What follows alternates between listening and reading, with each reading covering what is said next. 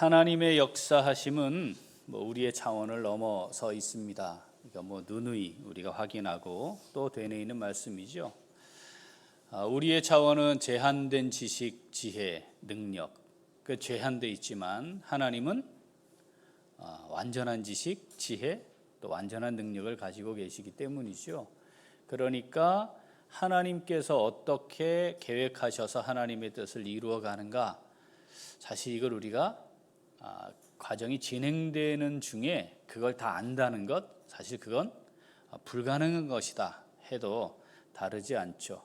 하나님이 우리 수준에 맞추셔서 우리의 수준만큼 계획하셔서 이끌어 가실 때야 겨우 우리가 알 수 있을까? 그렇지 않으면 어떻게 알겠어요? 당장 오늘 오후에 일어날 우리 앞에 닥칠 일 우리가 예측할 수도 없으니 그러할 겁니다. 성경을 우리가 읽어보면 하나님이 행하시는 일들 중에 아주 상당수는 뭐가 많이 꼬여요. 뭐가 막 꼬여가지고 그 사건만 단편적으로 놓고 보면 아이고 이거 망했다, 이게 다 끝났다 싶은 상황들이 계속됩니다. 아담과 하와의 범죄 사건 이후로 계속 꼬이잖아요.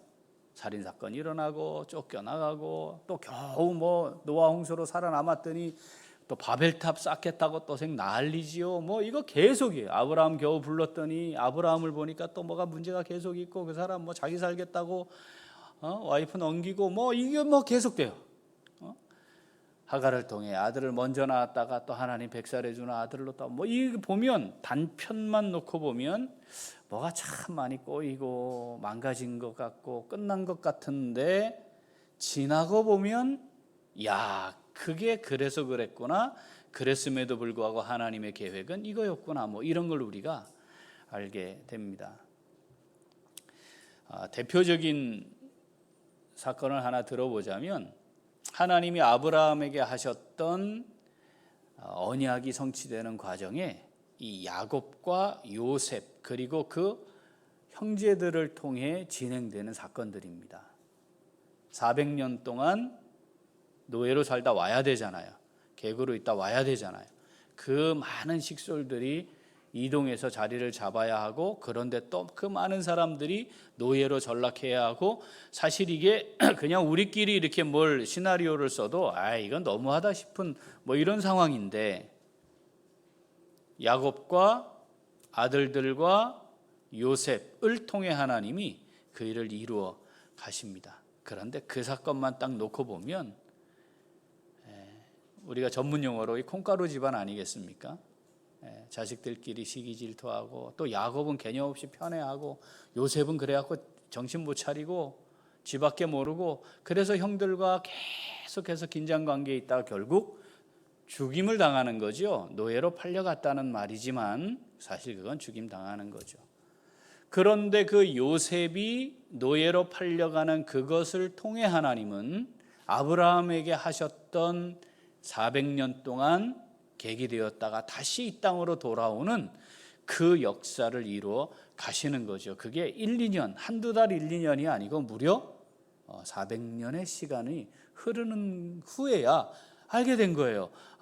그래서 그때 그런 일들이 일어났고, 그런 일들이 일어났는데 하나님은 그것을 통해 이런 일들을 이루시는구나. 그러므로 하나님이 행하시는 일들, 이 과정은 우리가 판단하고 확인하는 것 가지고는 충분히 이해하기가 어려운 경우가 많다는 거죠. 우리가 이 말씀을 통해 우리 눈앞에 보이는 것만 가지고 내가 판단한다는 것, 하나님의 계획을 제대로 이해하는 것과 다를 수 있겠구나. 그렇다면 지금 우리 눈앞에 보이는 것이 전부가 아닐 수 있겠다. 그리고 이 사건 배후에 이걸 주관하고 계시는 하나님은 이 다음은 어떤 계획을 가지셨을까? 우리가 믿음으로 본다는 것은 이것을 한 번 더 볼 수 있는 거죠. 그렇지 않으면 우리는 내가 볼 수 있는 육신의 눈, 내가 가지고 있는 지식과 지혜로 상황을 판단하고 끝내버리는 겁니다. 그럴 때에 우리는 하나님이 하시는 일을 제대로 바라보지 못하게 되죠. 하나님이 땅 끝까지 복음이 증거되는 계획을 세우셨어요. 방법은 뭐였습니까? 예루살렘 교회가 부흥해가지고 점점 더 부흥해가지고 훈련받고 준비되어서 예루살렘 교회가 정말 하나님 앞에서 많은 사람들이 보아도 야, 저렇게 하나님이 역사하시는 거지 뭐 이렇게 되어야 할 것 같지 않았습니까? 그래서 파송하고 보내며 기도하고 계속해서 예루살렘 교회는 든든하게 서 있고 많은 사람들을 막 보내고 뭐 이런 모양이면 참 좋았을 텐데 예루살렘 교회가 풍비박산이 나는 겁니다. 그래서 사도들만 달랑 남고 다 흩어진 거죠. 여기서 우리가 확인해야 할 것은 그 성도들이 복음을 들고 세계 땅끝까지 간 게 아니라는 겁니다. 내가 복음 증거해야지, 땅끝까지 가야지, 하나님이 땅끝까지 이르러 증인되게 하시겠다 하셨으니까 나는 이제 복음 들고 땅끝까지 갈 거야, 이런 게 아니었다는 거예요. 어느 날 갑자기 스데반이 순교한 이후에 감당할 수 없는 박해가 일어난 바람에 흩어진 거지요. 복음 들고 간 게 아니었습니다. 이제 예루살렘 교회는 바로 직전까지 하나님의 놀라운 역사, 성령의 충만함을 경험하고 폭발적인 부흥을 경험했던 그 예루살렘 교회는 없어져 버렸습니다. 그리고 다 도망간 거죠, 말하자면. 그런데 하나님은 그 과정을 통해 하나님께서 예수님을 통해 이루고자 하셨던 인류를 향한 구원 계획을 아주 정확하게 이루어 가시는 거죠. 자, 우리는 그 사도행전을 통해서 이 하나님의 역사들을 살피고 있습니다. 지금 우리는 사마리아의 복음이 증거된 것까지를 보았죠. 자, 그 다음은 뭐였습니까? 순서가 땅끝입니다. 예루살렘, 유대, 사마리아, 땅끝. 자, 땅끝까지 복음이 증거되어야 합니다. 그게 하나님의 계획이었습니다. 그래서 우리가 지금 예배드릴 수 있는 거 아니겠습니까? 하나님 그럼 땅끝까지 사람을 다 보내셔야 하는데 예루살렘 교회에 박해를 받아 흩어졌던 그 사람들이 모두가 다 땅끝으로 갔다는 말인가? 분명 땅끝까지 복음을 전하여 하나님의 구원 계획을 이루고 싶으셨고 그 계획을 지금 이루어가고 계시는데 하나님의 계획은 또 무엇이었을까? 어떻게 하나님은 아실까?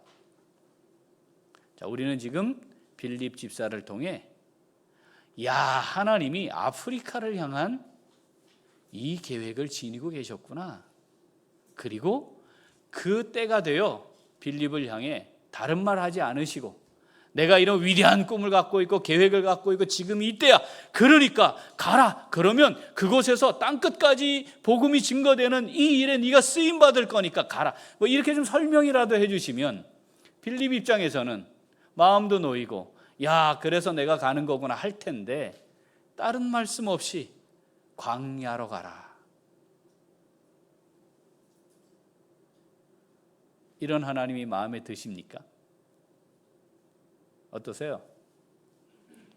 설명을 좀 해주셔야지. 사막길을 가라면서 뭔지도 모르겠고 아니 설명이라도 좀 해주시면 기대라도 할 텐데 뭐 이런 거 아니겠어요? 자, 빌립이 가서 보았습니다. 뭘 보았죠? 하나님의 예비하심을 보았습니다. 뭘 보았어요? 하나님이 이루시는 걸 본 거예요.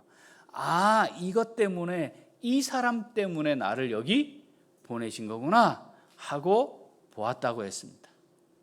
자, 그 사람이 누구지요?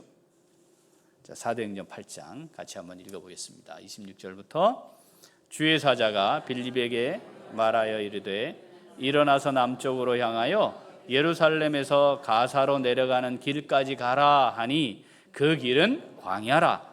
일어나 가서 보니 에디오피아 사람 곧 에디오피아 여왕 간다게의 모든 국고를 맡은 관리인 네시가 예배하러 예루살렘에 왔다가 돌아가는데 수레를 타고 선지자 이사야의 글을 읽더라. 아멘. 자, 빌립이 가서 보았어요. 뭘 봤어요? 하나님의 예비하심을 본 거잖아요. 이것 때문에 사막을 가라 하신 거구나.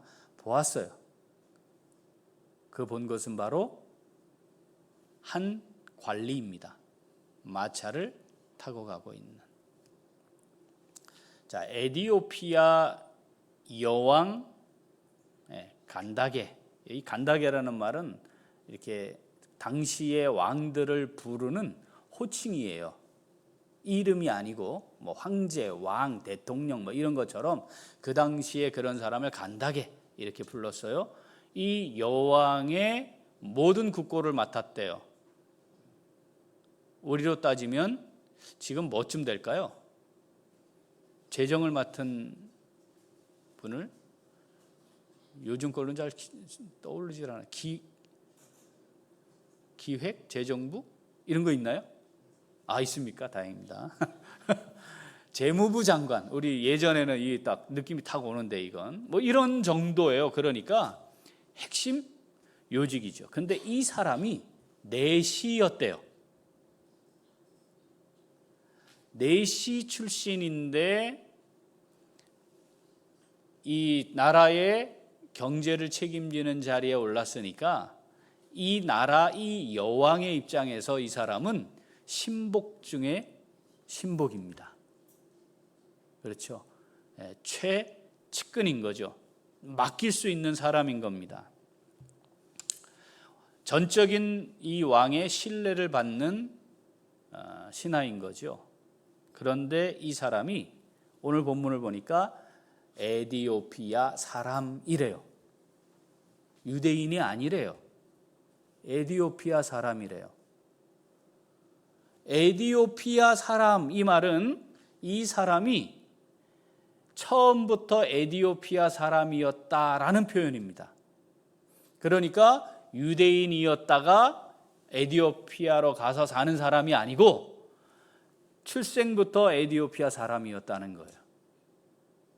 그런데 이 사람이 지금 뭐 하고 있었다고요? 예루살렘에 예배를 하러 왔다가 돌아가는 길이었대요. 그리고 성경을 읽고 있었다는 겁니다. 선지자 이사야의 글을 읽고 있었대요. 에디오피아 사람인데 예루살렘에 예배를 드리러 왔다 간다. 그리고 이 사람이 히브리어로 기록되어 있는 이사야의 글 성경을 읽고 있다. 이거 놀라운 겁니다. 자, 지도 한번 보여주실래요? 자, 이스라엘에서 출발해서 에디오피아까지 가려면 저 정도 됩니다. 쉬지 않고 걸었을 때 얼마 걸린다고요? 30일 6시간. 자, 지금은 저 걸어가기에 적당한 도로를 따라간 거리입니다, 저게. 저건 뭐라고요? 쉬지 않고 걸어가는 시간입니다. 자, 그러면 중간에 쉬어야죠. 먹어야죠. 잠자야죠. 네. 얼마나 걸렸을까요, 저 길이? 이 사람이 에디오피아 사람으로서 이 국가의 핵심 요직을 맡아 있는 이 중책을 맡은 이 사람이 저 길을 가겠다고 생각하는 것부터 정상이 아니잖아요. 네? 입장 바꾸면 내가 만약에 그런 사람이라 하면 그 관리를 때려쳐야지. 가능하겠습니까? 최소한 아무리 빨라도 왕복하는데 2달 이상 걸리는 길입니다. 야, 이 사람은 유대인이라고요? 아니라니까요. 에디오피아 사람이라니까요. 그런데 이 사람이 저 길을 가겠다고 나섰고 예배를 드리고 돌아가는 길이었다는 겁니다. 에디오피아, 이게 구약에는요 구스라는 이름으로 등장합니다. 들어보셨죠? 구스. 예전에는 이걸 그대로 구스라고 번역을 했었어요. 구스는 검은 빛 이런 뜻입니다. 검은 피부, 그러니까 셈, 함, 야벳 중에 함의 아들입니다. 그러니까 구스 자손들은 함의 아들 구스의 후손들을 가리켜요. 그 사람들이 어디에 정착을 한 거예요? 아프리카 지역에 정착을 한 거죠. 하나님이 아프리카를 향한 계획, 사실은 이것보다 더 빨리 있었어요. 솔로몬 때입니다. 기억나십니까? 솔로몬의 소문을 듣고 여기도 여왕이 오잖아요. 그때 이름은 뭐죠? 시바, 스바, 시바였습니다. 지금으로 따지면 예멘쯤 되는 지역이래요. 그러니까 지금 에티오피아 근처예요. 그런데 이때 솔로몬과 이 여왕 사이에 아들이 태어납니다. 그러니까 여왕이 단순히 왔다가 솔로몬의 얼굴만 보고 간 게 아니라는 뜻이죠. 그 아들이 메넬리크 1세인데 에티오피아 역사를 보면 이 사람이 초대 황제예요. 에티오피아의 초대 황제. 그러니까 이 에티오피아는 하나님께서 아프리카 대륙을 향한 계획 속에 많은 나라들이 있었지만 특별히 하나님이 준비하신 나라라고 볼 수 있습니다. 4세기 이후 로마 시대 때 이 에티오피아가 기독교 국가였습니다. 지금은 어떨까요? 62%가 기독교입니다. 34%가 이슬람이래요. 에티오피아는 특별히 우리나라 6.25 전쟁 때 참전국 중에 한 나라입니다. 자, 하나님께서 아프리카를 향한 계획을 이렇게 준비해 놓으신 거죠. 그렇죠? 이걸 준비해 놓으시면서 하나님이 이 사람이 예루살렘을 다녀가는 중에 빌립을 보내서 복음을 전하기로 계획하신 거죠. 그런데 그렇게 진행되는 과정 전체 그림은 사실 좀 억지스러운 부분이 있어요. 2달 이상의 거리를 이 사람이 왔다 가야 되는 거지. 그죠? 빌립은 어떻게 해요? 광야를 향해 나아가야 하는 거죠. 사막에서의 고난도 감수해야 되는 거죠. 이것을 통해 하나님은 하나님의 위대한 구원 역사를 이루어 가시는 겁니다. 우리가 성경을 지금 읽어서 하나님이 이렇게 하셨구나 이렇게 이해가 될 뿐이지, 만약 우리가 이 시점에 가 있다면 하나님이 이렇게 하실 거라는 게 상상이나 됩니까? 하나님이 이렇게 하시는 거죠.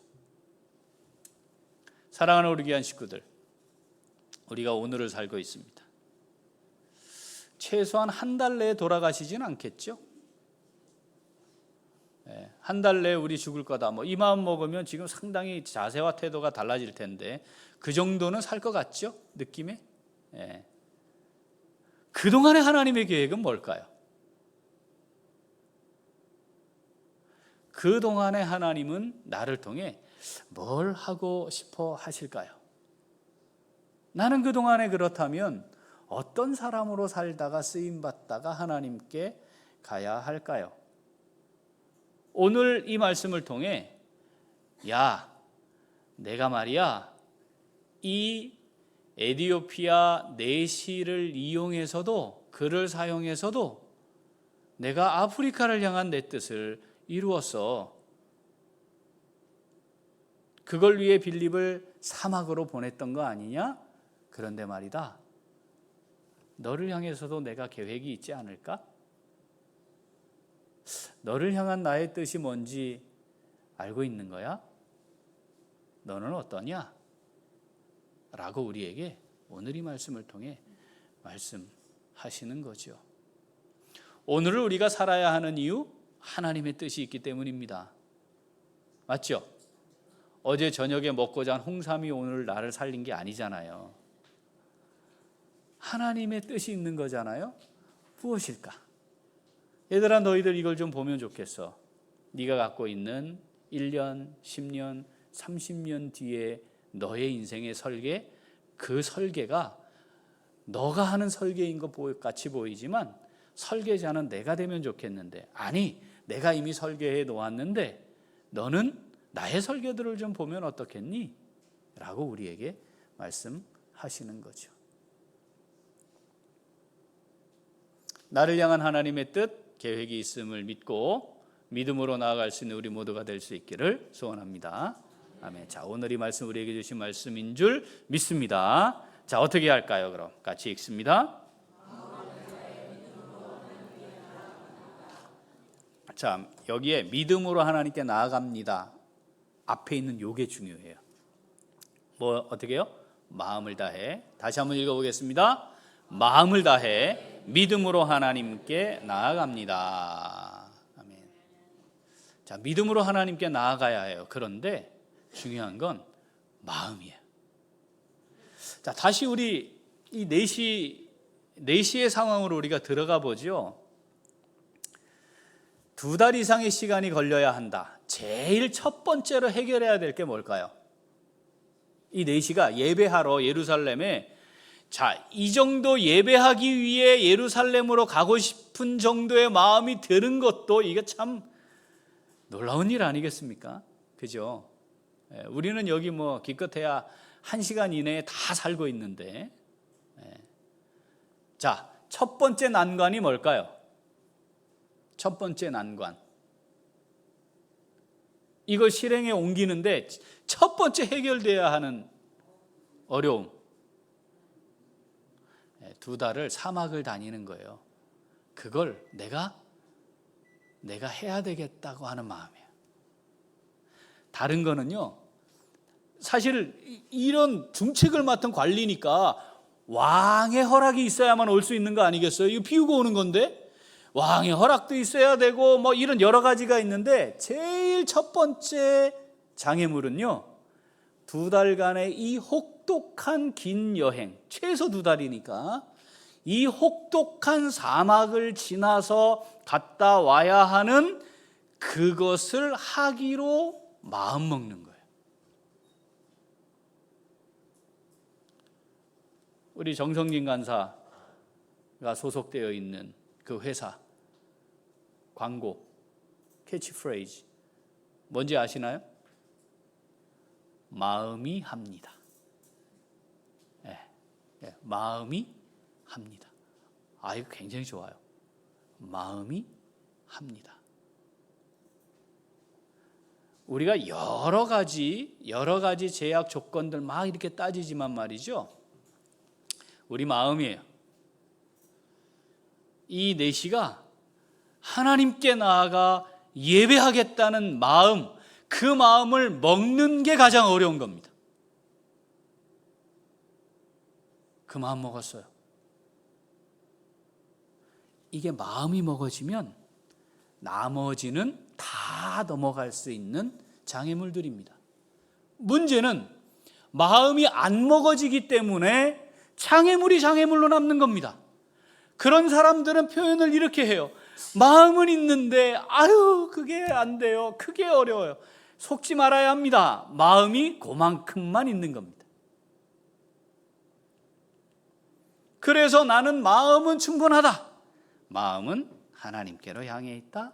나는 온 마음을 하나님께 드리고 있다고 속아요. 그런데 이게 장애물 때문에 내가 못한다고 얘기를 하는 거지. 왕도 허락한 거 아니겠습니까? 그 마음을 꺾을 수 없는 거죠.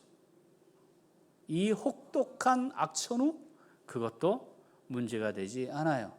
어쩌면 이 중책, 이 정말 왕의 총애를 받고 강력한 권세를 가지는 이 중책을 내려놓아야 할지도 몰라요. 자, 이것도 어려운데, 자, 성전에 도착했다고 생각해 보죠. 성전에서 반겼을까요, 이 사람을? 어떻겠습니까? 기껏 갔더니 말이야, 나를 홀대하고 내가 그래도 한 나라의 장관인데 말이야, 뭐 이런 마음도 있을 수 있는 거예요. 어디 감히 이방인이 성전 안에 들어가요? 이 사람이 이거 모를 것 같아요. 여기를 가겠다고 마음을 먹었다는 것은 거기다가 히브리어로 된 에티오피아 사람인데 히브리어로 된 성경을 읽고 있었대요. 그런데 여러분 생각해 보세요. 지금처럼 이건 무슨 전국 어디나 가면 돈 주고 살 수 있는 게 아닙니다. 성경이. 당시의 그 두루마리는 아무나 가질 수 있는 게 아닙니다. 그런데 에티오피아 사람인데 그 두루마리를 갖고 있었다는 거예요. 이 사람이 예루살렘에 가면 환대받지 못할 거라는 거 몰랐을까요? 그럴 리가요. 그런데 문제되지 않았습니다. 하나님을 향한 마음이었습니다. 진심이었습니다. 전심이었습니다. 하나님을 향한. 하나님은 이 말씀을 우리에게 주시면서 야, 준비되면 된다. 준비되면 내가 나의 때에 사용하는 거야. 이거 보여주시는 거거든요. 우리는 뭘 준비하고 있나요? 돈, 지위, 명예, 권력? 그런 겁니까? 우리가 암만 준비해도 하나님 거에 발톱에 때만도 못해요. 표시도 나지 않아요. 돈, 명예, 지위, 권력? 그걸로 뭘 좀 해보겠다고요? 그건 하나님이 더 많이 갖고 계세요. 아니, 비교도 안 되지. 그건 하나님께 있어요. 그러니까 하나님은 그게 필요하지 않아요. 그게 필요하지 않아요. 네? 우리가 가지고 있는 지식과 경험, 돈, 능력, 하나님은 그게 필요하지 않아요. 그건 하나님께 완벽하게 모든 게 다 있어요. 뭐면 된다고요? 하나님을 향한 마음입니다. 제가 하나님 위해 살겠습니다. 하나님 저를 사용해 주십시오. 하나님 제가 이렇게 쓰임받기를 원합니다. 아니, 하나님 사랑합니다. 하나님 나를 향한 하나님의 뜻과 계획이 있는 줄 믿습니다. 그거면 되는 거죠.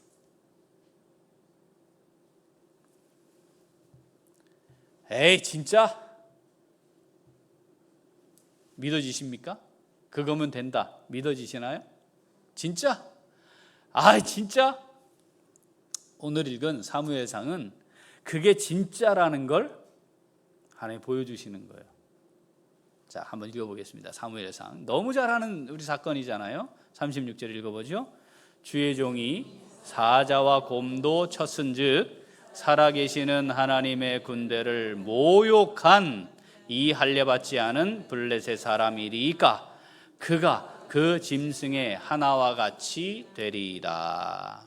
아멘. 자, 여기에 앞에 36절 보여주세요. 아주 중요한 단어가 하나 있어요.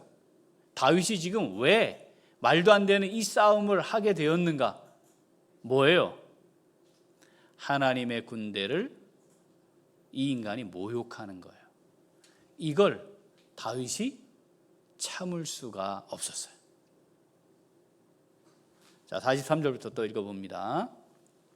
블레셋 사람이 다윗에게 이르되 내가 나를 괴로 여기고 막대기를 가지고 내게 나왔느냐 하고 그의 신들의 이름으로 다윗을 저주하고 블레셋 사람이 또 다윗에게 이르되 내게로 오라 내가 네 살을 공중의 새들과 들짐승들에게 주리라 하는지라. 다윗이 블레셋 사람에게 이르되 너는 칼과 창과 단창으로 내게 나아오거니와 나는 만군의 여호와의 이름 곧 내가 모욕하는 이스라엘 군대의 하나님의 이름으로 내게 나아가노라. 아멘. 아니, 만군의 여호와의 이름,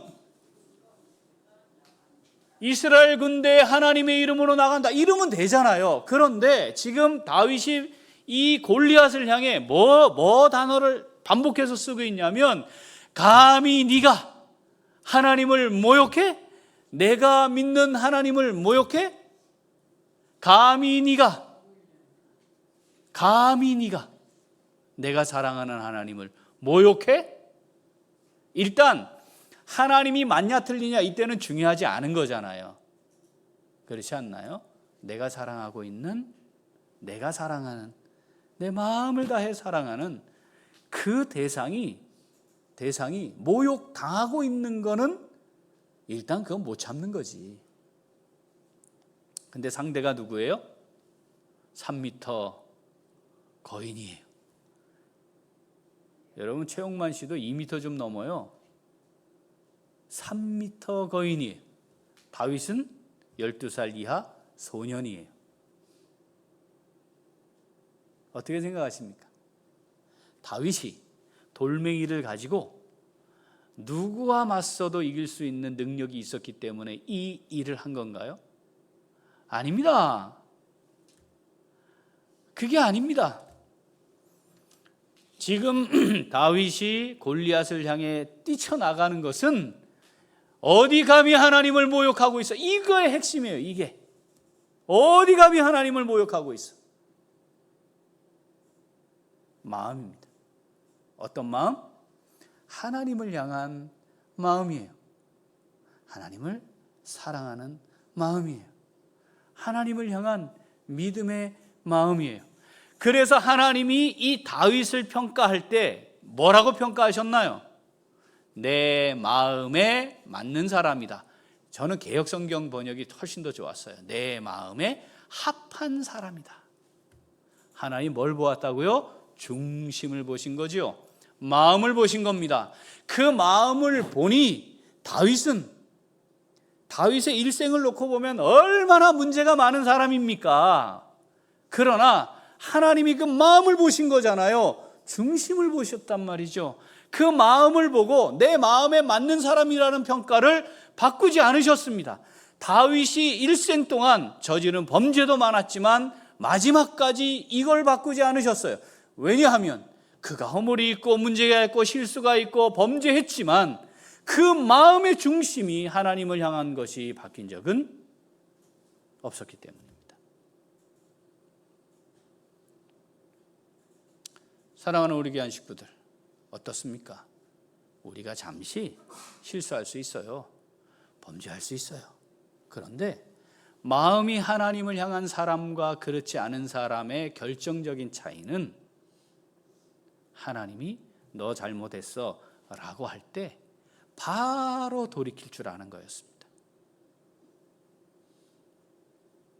눈물로 요를 적시고 침상을 띄우는 거였어요. 범죄할 때는 거기에 사로잡혀서 거기에 빠져서 잘 모를 수 있지만 하나님 말씀하시면 그는 바로 하나님께로 하나님의 말씀으로 돌이켜 나올 수 있었습니다. 그건 뭐예요? 중심이 하나님을 향해 있었기 때문입니다. 사랑하는 우리 귀한 식구들, 마음이 없는 걸 다른 이유를 댈 필요 없어요. 마음이 있으면 합니다. 그런데 우리는 그 마음을 하나님께로 드리지 않는 것을 다른 이유로 자꾸 가져와서 내가 마음은 있는데 그렇지 못해요 라고 말하는 여기에 익숙하거나 나 자신에게 속지 말아야 합니다. 그래서 저는 사람들이 말하는 것 잘 안 믿습니다. 그런 말 할 때 아유 제 마음은 그런데요 안 믿습니다. 그거 거짓말입니다. 사실 아닙니다. 사실은요 그거 안 하고 싶은 마음인 거잖아요. 하나님께 헌신하지 않고 싶은 마음인 거죠. 하나님께 헌금하고 싶지 않은 마음인 거지. 내 거 파는 거 안 하고 싶은 마음인 거지. 뭘 하나님께서 그렇게 허락을 하지 않으세요? 하나님이 허락하지 않은 게 없어요. 우리 마음이 그래요. 마음이 하는 겁니다. 하나님이 우리를 향해 정말 받고 싶어 하는 거는요 마음이에요. 우리가 뭘 얼마나 한들 하나님이 하시는 것보다 뛰어나겠어요? 절대 그럴 수 없어요. 하나님 그거 모르실까요? 잘 알아요. 우리가 기억해야 할 것은 내가 하는 게 아닙니다. 내가 한다고 하면 안 됩니다. 나는 쓰임 받는 겁니다. 그러니까 우리가 하나님 앞에 하나님 제가 쓰임 받기를 원합니다. 하나님 제가 쓰임 받기를 원합니다. 하나님 쓰임 받고 싶습니다. 하나님 하시는 일에 이렇게 쓰임 받고 싶습니다. 제가 뭘 해요? 제가 뭐 이렇게 하잖아요. 그런 게 아니에요. 해야 할 일 했을 뿐입니다. 하나님 저는 무익한 종입니다. 이 고백도 나오는 거 아니겠습니까? 사랑하는 우리 귀한 식구들, 하나님이 우리에게 허락한 날이 얼마나 될 것 같습니까? 마음이 나누어지지 않으면 좋겠습니다. 마음을 뺏기지 않으면 좋겠습니다. 마음이 뺏긴다는 게 무슨 뜻입니까? 내가 의도하지 않아도 수시로 지속적으로 하나님께로 내 마음을 다 드리지 못하게 만드는 여러 지뢰들을 깔아놓는다는 거예요. 누가? 사탄이. 자식에게, 부모에게, 돈에게, 불안한 미래에게 내 마음을 뺏어가려고, 거기에 마음을 뺏기게 하려고 끊임없이 우리의 삶의 걸음에 지뢰를 매설해 놓습니다. 분별해야 합니다. 이 내시를 통해, 빌립을 통해 하나님 멋지고 위대한 일 이루셨습니다. 내시였기 때문에, 이런 엄청난 권력을 가진 사람이었기 때문에 그랬나요? 그렇지 않아요. 하나님을 향해 자신의 모든 것을 다 내려놓을 수도 있고 드릴 수도 있는 사람이었기 때문에 그랬습니다. 권력을 가진 자, 권력에 빠져 살게 되어 있습니다. 그런데 내시는 그렇지 않았다는 거죠. 마음에 맞는 사람, 우리가 그 평가를 또 받는 것 쉽지 않겠지만 우리 마음은 그래야 할 것 같습니다. 하나님 마음에 맞는 사람으로 살고 싶습니다. 고단하고 괴롭고 힘들고 사람들이 때로는 알아주지 않지만, 그러나 하나님 마음에 맞는 사람으로 살고 싶습니다. 사랑하는 우리 귀한 식구들, 이것이 하나님을 향한 우리의 믿음의 고백이 되어서 진심으로, 전심으로 하나님께 나아가 하나님 여전히 이루고 계시는 하나님의 위대한 계획에 멋지게 쓰임받는 복된 삶 다 함께 누려갈 수 있게 되기를 소원합니다. 아멘. 기도하겠습니다. 하나님